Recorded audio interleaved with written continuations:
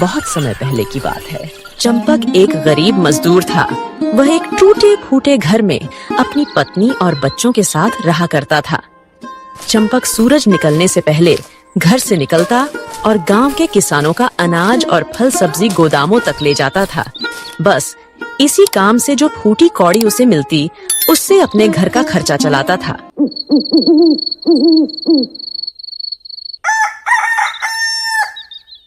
एक दिन वह वापस आया तो घर की छत टपक रही थी और चंपक की पत्नी ने उससे बोली, अजी ये देखिए, अभी बरसात शुरू नहीं हुई और छत से पानी टपक रहा है।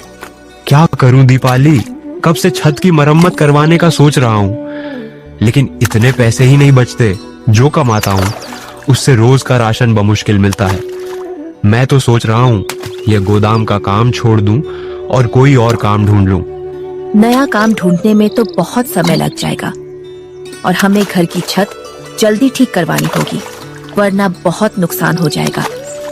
रोशनी बता रही थी कि इस बरसात में खूब तूफानी बारिश होगी। अगर बारिशों का सिलसिला शुरू हो गया तो इस टूटी फूटी छत के नीचे हम सब बीमार पड़ जाएंगे। तुम ठीक ही कह रही हो दीपाली।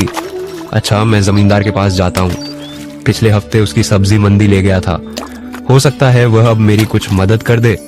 यह कहकर चंपक जमींदार के घर की तरफ चल पड़ता है। नमस्ते जमींदार जी, कैसे हैं आप? क्या मैं अंदर आ जाऊं? अरे चंपक, हाँ हाँ कोई नहीं, आ जाओ, बताओ कैसे आना हुआ। जमींदार जी, एक मुश्किल आन पड़ी है, इसलिए कुछ मदद चाहिए थी। आपकी बरसात अभी शुरू नहीं हुई है और घर का छत टपक रहा है। सहन की दीवार तो बस टूटने ही वाली है।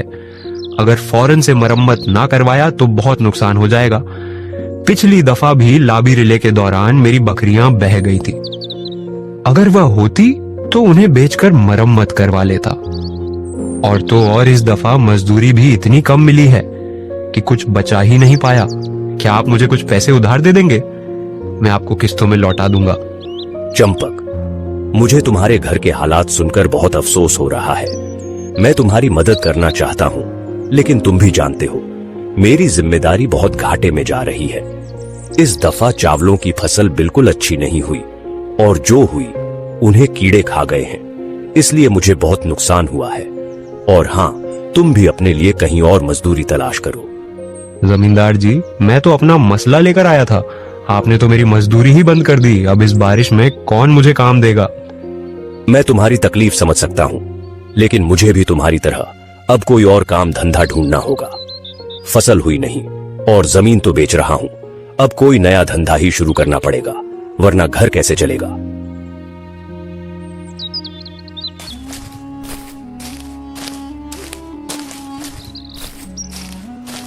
रास्ते में उसे कुछ मजदूर खेतों में काम करते हुए नजर आते हैं और खेतों के मालिक उन्हें काम करते हुए देख रहा होता है। शाबाश, इधर से भी खुदाई करो। हाँ भाई, तुम्हारा क्या काम है? खेतों के मालिक ने चंपक को देखते हुए कहा, नमस्ते सेठ जी, मैं भी एक मजदूर हूँ और अब तक अनाज सब्जी फल गोदाम और मंडी लाने ले जाने का काम करता था। अब नए काम की तलाश में हूँ। मैं बहुत मेहनती हूँ जी, हर किस्म का काम कर सकता हूँ। मेहनत से तो हर कोई काम करता है, लेकिन खेती बाड़ी का काम बहुत मुश्किल होता है। खुदाई करना है, हल चलाना है, खाद डालना है, फसल बोना और काटना कुछ भी आसान नहीं है। सभी काम मेहनत मांगते हैं। जी बिल्कुल ऐसे ही है क्या? इनमें से कोई भी काम आपके पास है? काम तो बहुत है, लेकिन मेरे पास पहले से बहुत से मजदूर हैं। तुम ऐसा करो, जब अनाज तैयार हो जाए तो इसे गोदाम पहुंचाने के लिए आ जाना। वैसे भी तुम यहाँ काम पहले भी कर चुके हो। लेकिन सेठ जी, अनाज की तैयार होने में तो बहुत समय बाकी है। अभी मुझे तो काम की अभी जरूरत है। तो अभी तो कोई काम नहीं है तुम्हारे लिए, तो तुम कटाई के मौसम में आना। यह कहकर खेतों का मालिक चल पड़ता है और चंपक काम की तलाश में दोबारा निकल पड़ता है। फिर रास्ते में चंपक को गांव की उस्थानी का घर नजर आता है। वह सोचता है कि मैडम जी रोज स्कूल पढ़ाने जाती हैं, इनको जरूर किसी काम वाले की तलाश होगी जो बर्तन कपड़े धो जाए। कोई ना, मैं इनसे पूछ लूं। यह सोचकर चंपक गांव की टीचर के घर का दरवाजा बजाता है। नमस्ते मैडम जी, मैं चंपक हूँ। हाँ जी, चंपक बताए कैसे आना हुआ? मैडम, क्या आपके घर में कोई काम करने वाला चाहिए? मैं सब काम कर लेता हूँ। झाड़ू लगाना, खाना बनाना, कपड़े और बर्तन धोना, ये सब मेरे एक हाथ का काम है। मेरे पास तो पहले ही एक काम वाली मौजूद है, वरना मैं आपको रख लेती। यह सुनकर चंपक बहुत उदास हो जाता है। वह जगह जगह काम की तलाश में जाता है, लेकिन उसे कोई काम नहीं मिलता।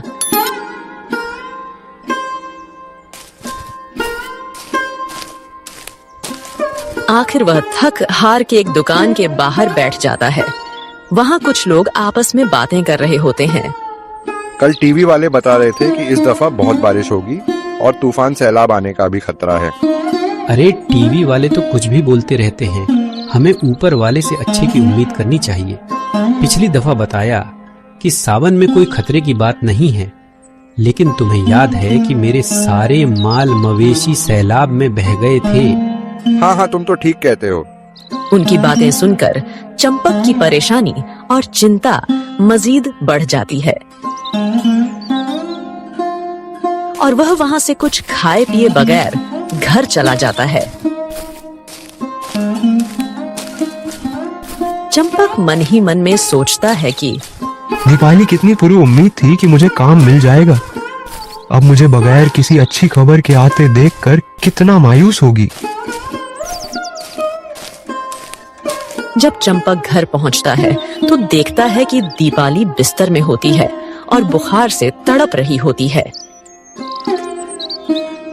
ओ दीपाली, अरे ये तुम्हारी माँ को क्या हुआ? माँ को शदीद बुखार हुआ है और उन्हें सख्त सर्दी लग गई है। अरे ये तो बेहोश है। मैं कुछ दवाई का इंतजाम करता हूँ, लेकिन मेरे पास तो एक भी पैसा नहीं है। शायद मुझे सुरेश से पैसे उधार दवाई के लिए मांग लेने चाहिए। यह कहकर चंपक सुरेश के घर की तरफ चल पड़ता है और उसके दरवाजा खटखटा आता है। कुछ देर बाद सुरेश घर से बाहर आता है। अरे दीपाली बुखार से तप रही है और मेरे पास दवा लाने के पैसे भी नहीं है। अगर तुम मुझे कुछ पैसे उधार दे दो तो मैं दवाई और डॉक्टर दोनों का इंतजाम कर लूं। बहुत महंगाई है। चंपक इस महंगाई में 1 रुपए की बचत नहीं कर पाता। फिलहाल तो मेरा अपना हाथ ही बहुत तंग है और बहुत सा कर्ज चुकाना है, वरना मैं तुम्हें जरूर पैसे देता। यह कहकर सुरेश घर का दरवाजा बंद कर देता है।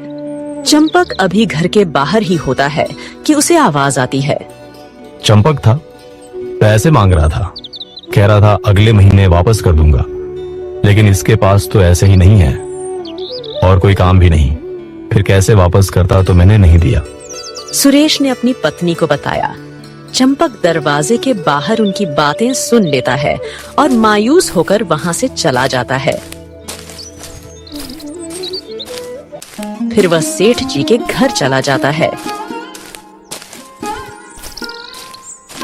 अरे तुम तो वही हो जिसे मैंने बताया था कि मेरे पास अब भी कोई काम नहीं है। तुम फिर आ गए। नहीं सेठ जी, काम के लिए नहीं आया। मेरी पत्नी बहुत सख्त बीमार है, उसके लिए दवाई का इंतजाम करना है। मेरे पास 1 रुपया भी नहीं है। अगर आप कुछ मदद कर दें तो आपका ये एहसान जिंदगी भर नहीं भूलूंगा और दवाई के पैसे भी अगले महीने लौटा दूंगा। तुम जानते हो मेरे पास तुम्हारे जैसे बहुत से मजदूर हैं। रोज कोई ना कोई बहाना बनाकर मुझसे पैसे ले जाते हैं। अब भला मैंने कोई कर्ज देने का ठेका ले रखा है। क्या लोगों को इस बात का ख्याल रखना चाहिए, क्योंकि पैसे तो पेड़ों पर लगते नहीं। इस तरह रोज रोज लोगों को कर्ज देता रहूं तो मैं एक दिन खुद सड़क पर आ जाऊंगा। माफ करना, इस वक्त मैं तुम्हारी मदद नहीं कर पाऊंगा। कोई बात नहीं सेठ जी, जो ऊपर वाला चाहेगा वही होगा। अच्छा मैं चलता हूँ। चंपक घर की तरफ चल पड़ता है और सोचता है, इस जमाने में कौन किसकी मदद करता है? सबको अपनी अपनी पड़ी हुई है। मैं भी पागल हूँ जो लोगों से मदद मांगने निकल पड़ा। चंपक अपनी सोच में चला जा रहा होता है कि रास्ते में एक पत्थर से टकराकर नीचे गिर जाता है और अपने होश खो बैठता है। थोड़ी देर बाद एक बुढ़िया उस रास्ते से गुजरती। वह चंपक को बीच रास्ते में पड़ा देखकर परेशान हो जाती है। बेटा क्या हुआ? अरे यह तो बेहोश है और बुखार में तड़प रहा है। ऊपर से बारिश भी होने वाली है, शायद मुझे इसकी मदद करनी चाहिए। बुढ़िया खुद से बातें कर रही होती है। वह चंपक को अपने घर ले जाती है और उसके सिर पर ठंडी पट्टियां रखती है।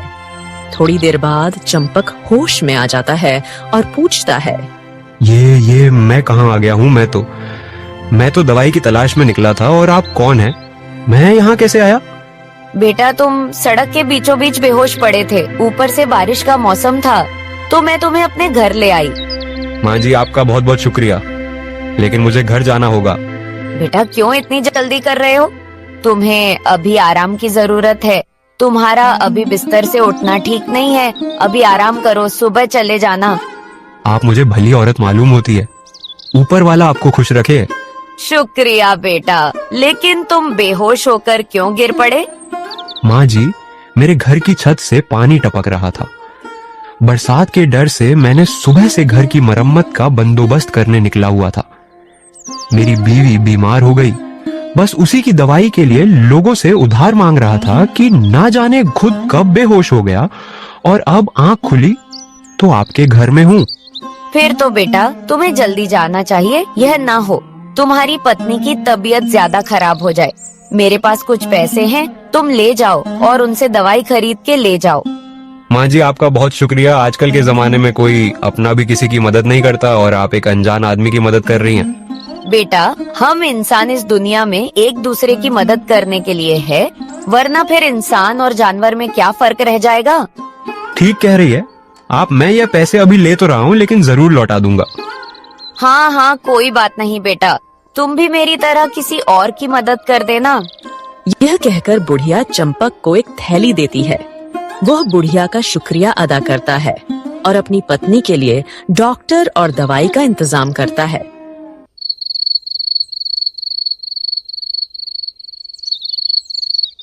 कुछ दिनों बाद उसकी पत्नी ठीक हो जाती है और बुढ़िया की दी हुई थैली में दीपाली के इलाज के बाद भी बहुत से पैसे बच जाते हैं। दोनों पति पत्नी उन पैसों से एक राशन की दुकान लगाते हैं। गांव के इर्द गिर्द के सभी लोग उस दुकान के राशन के लिए आते हैं।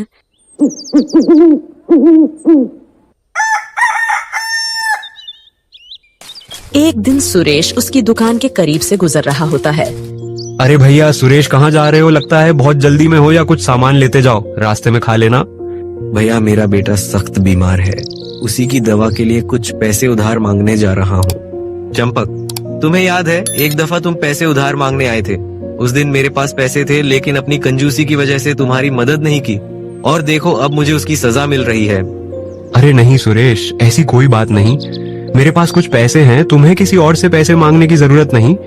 तुम अपने भाई से पैसे लेने मत जाओ, जब दिल चाहे वापस कर देना। लेकिन मैं अपनी गलती की वजह से बहुत शर्मिंदा हूँ। उस वक्त पैसे दे देने चाहिए थे। कोई बात नहीं भैया, रात गई बात गई। ऊपर वाला तुम्हारे बच्चे को सेहत दे। फिर चंपक सुरेश को कुछ पैसे देता है और वह खुशी खुशी अपने बेटे के लिए दवाई लेने के लिए चला जाता है।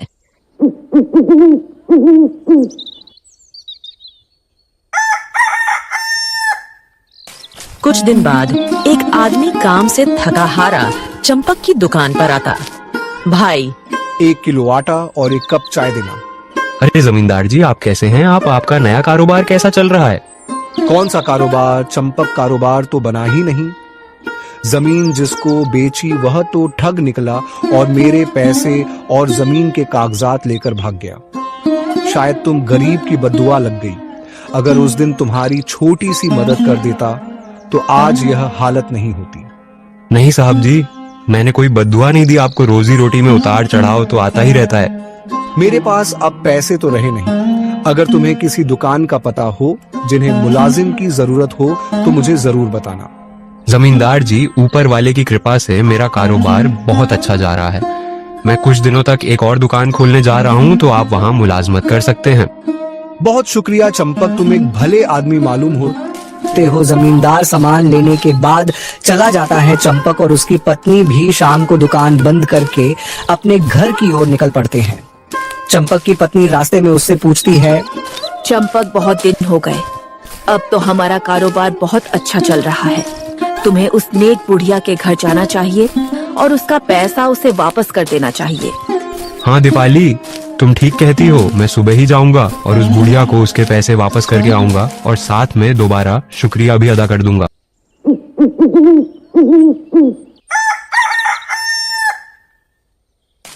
सुबह होते ही चंपक उस बुढ़िया के घर की तरफ चल पड़ता है। वह दरवाजा बजाता है और एक आदमी बाहर आता है। हाँ जी, आप कौन? नमस्ते, मैं चंपक। यहाँ एक बुढ़िया रहती है, मैं उनसे मिलने आया हूँ। उन्होंने मेरी बुरे वक्त में बहुत मदद की है। कौन सी बुढ़िया? वह लगभग 80 साल की औरत थी जिन्होंने मेरी मदद की। वह इसी घर में रहती थी। अरे भैया, मेरे घर में तो कोई औरत नहीं है, सिर्फ मेरी माँ थी और उसको मौत हुए 40 साल हो गए। पिछले 40 साल से मैं यहाँ अकेला रहता हूँ। अरे मुझे याद है, माँ जी यहीं रहती थी। आप शायद गलत जगह पर आए हैं, यहाँ पर कोई औरत नहीं रहती। यह कहकर आदमी घर का दरवाजा बंद कर देता है और चंपक हैरान परेशान घर वापस आ जाता है। घर पहुँचते ही दीपाली उससे पूछती है, हाँ जी, पैसे वापस कराए। पैसा? दीपाली, बहुत अजीब वाकया पेश आया है। मैं बुढ़िया के घर गया, लेकिन वह बुढ़िया नहीं थी। वहाँ बस एक आदमी था और उसने मुझे बताया कि घर में तो कोई औरत रहती ही नहीं है और वह अकेला रहता है। शायद गलत घर में चले गए होंगे आप। नहीं, मुझे उस घर का पता बहुत अच्छे से याद है और वह घर भी, क्योंकि मैं उस घर में 3-4 घंटे रहा और वो वही घर था, है ना? हैरानी वाली बात।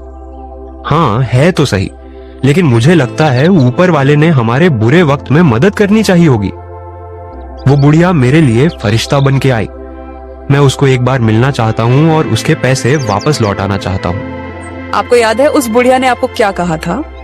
उसने कहा, दूसरे की मदद के लिए खर्च करने चाहिए। हाँ, ये बात तुमने सही कही। शायद मुझे ये कर्ज ही चुकाना चाहिए। चंपक उन पैसों से गरीबों की मदद करता है और उसके बाद भी वह हमेशा अपनी दुकान में से कुछ हिस्सा गरीबों के लिए रखता था और उसकी इस नेकी की वजह से उसका कारोबार दिन ब दिन बढ़ता गया।